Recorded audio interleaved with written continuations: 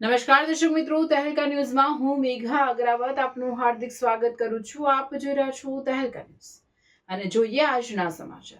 સુરત ગ્રામ્ય જિલ્લાના ઉમરપાડા તાલુકામાં માનવતાને શરમાવે તેવી ઘટના સામે આવી.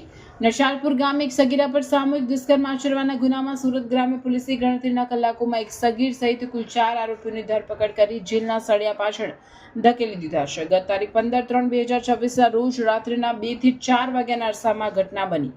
ભોગ બનનાર સગીરા તેના કુટુંબી ભાઈના લગ્ન પ્રસંગમાં ગઈ હતી. પ્રસંગ પતાવી જ્યારે તે મોડી રાત્રે એકલી ઘરે જઈ રહી હતી ત્યારે નશાલપુર ગામના બસ સ્ટેશન પાછળના જંગલ વિસ્તારમાં 4 શખ્સોએ મોટરસાયકલ પર તેનો પીછો કર્યો હતો. આરોપીઓએ સગીરાને રોકી જાનથી મારી નાખવાની ધમકી આપી અને વારાફરતી સામૂહિક દુષ્કર્મ આચર્યું હતું.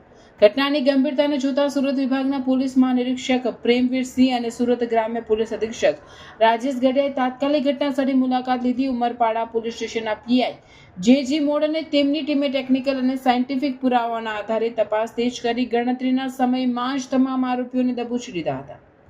આરોપીઓની ધરપકડ કરી છે. મિતેશભાઈ વેચાણભાઈ વસાવા, ઉંમર વર્ષ 22, રહેવાસી નશાલપુર, જેનો અગાઉ પણ ગુનાહિત ઇતિહાસ રહ્યો છે. આકાશભાઈ ઈશ્વરભાઈ ચૌધરી, ઉંમર વર્ષ 25, રહેવાસી નશાલપુર.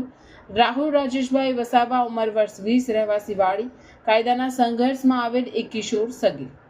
આરોપીઓ વિરુદ્ધ ભારતીય ન્યાય સંહિતા 2023ની વિવિધ કલમો 70(2), 76, 74 વગેરે તથા પોક્સો એક્ટ 2012ની કલમ 4(2), 6 અને 8 અને 17 મુજબ ગંભીર ગુનો નોંધી આગળની તપાસ હાથ ધરવામાં આવી છે.